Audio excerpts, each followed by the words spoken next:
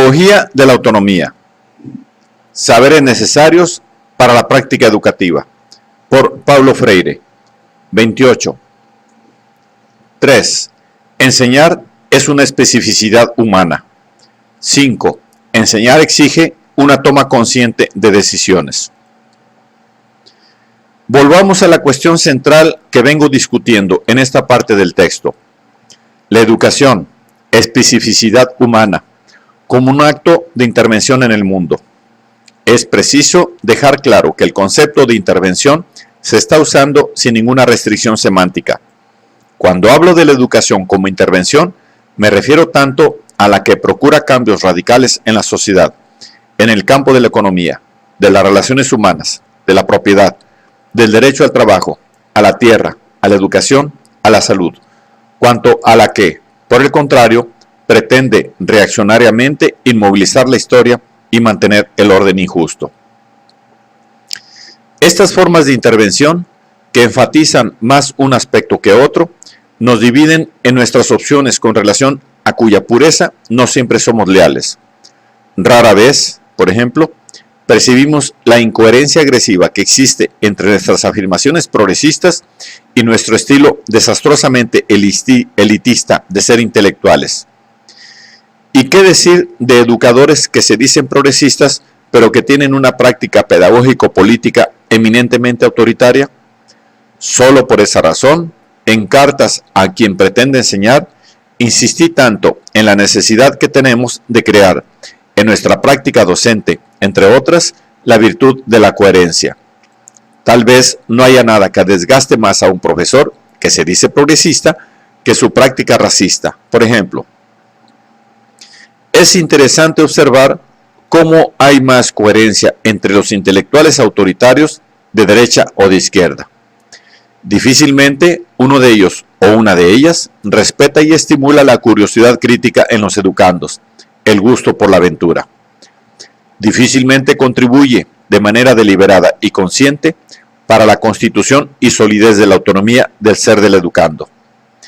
De modo general, se obstinan en depositar en los alumnos pasivos la descripción del perfil de los contenidos, solo como los aprenden, en lugar de desafiarlos a aprender su sustantividad en cuanto a objetos nociológicos.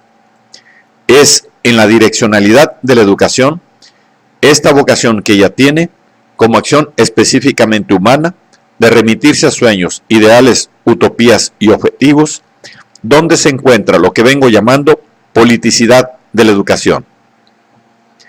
La cualidad de ser política, inherente a su naturaleza, la neutralidad de la educación, es en verdad imposible. Y es imposible no porque profesores y profesoras alborotadores y subversivos lo determinen. La educación no se vuelve política por causa de la decisión de este o de aquel educador. Ella es política. Quien piensa así, quien afirma que es por obra de este o de aquel educador, más activista que otra cosa, por lo que la educación se vuelve política, no puede esconder la forma menospreciadora en que entiende la política. Pues es precisamente en la medida en que la educación es pervertida y disminuida por la acción de alborotadores, que ella, dejando de ser verdadera educación, pasa a ser política, algo sin valor. La raíz más profunda de la politicidad de la educación está en la propia educabilidad del ser humano, que se funde en su naturaleza inacabada y de la cual se volvió consciente.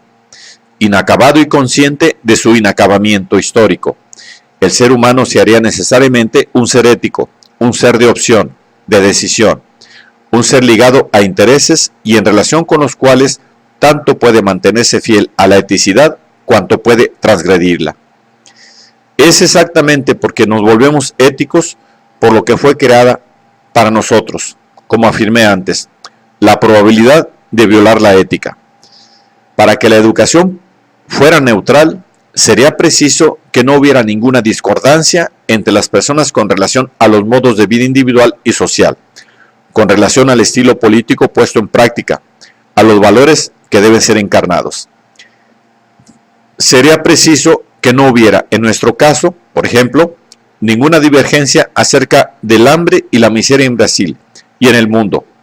Será necesario que toda la población nacional aceptara verdaderamente que hambre y miseria, aquí y fuera de aquí, son una fatalidad de fines de siglo. Sería preciso también que hubiera unanimidad en la forma de enfrentarlos para superarlos. Para que la educación no fuera una forma política de intervención en el mundo, sería indispensable que el mundo en que ella se diera no fuera humano. Hay una total incompatibilidad entre el mundo humano del habla, de la percepción, de la inteligibilidad, de la comunicabilidad, de la acción, de la observación, de la comparación, de la verificación, de la búsqueda, de la elección, de la decisión, de la ruptura, de la ética y de la posibilidad de su transgresión y la neutralidad de no importa qué. No es la neutralidad de la educación lo que debo pretender, sino el respeto a toda prueba a los educandos, a los educadores y a las educadoras. El respeto a los educadores y educadoras por parte de la administración pública o privada de las escuelas. El respeto a los educandos, asumido y practicado por los educadores, no importa de qué escuela, particular o pública. Por eso es por lo que debo luchar sin cansancio.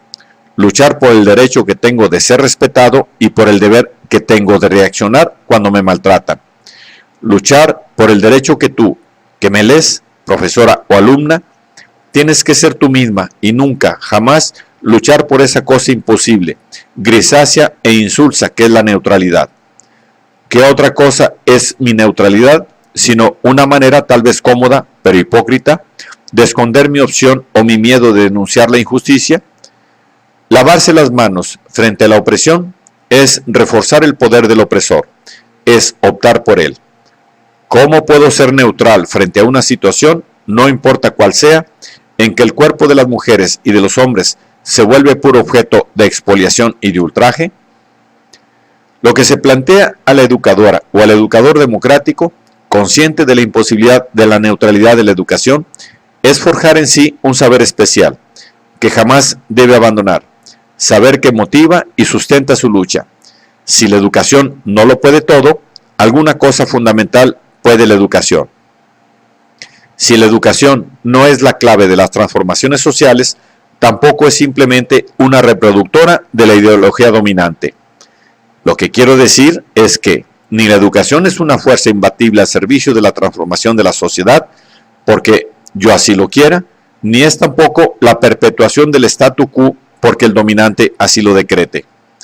El educador y la educadora críticos no pueden pensar que a partir del curso que coordinan o del seminario que dirigen, pueden transformar el país.